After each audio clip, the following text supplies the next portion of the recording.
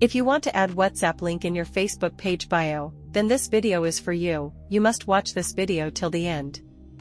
Open your Facebook page and tap on your Facebook page profile.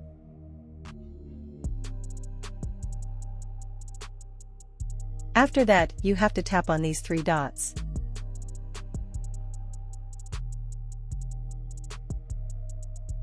Now you have to click on Edit Action button.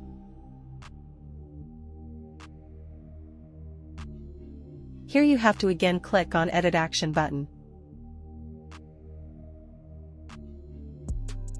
Now tap on Send WhatsApp Message and select this.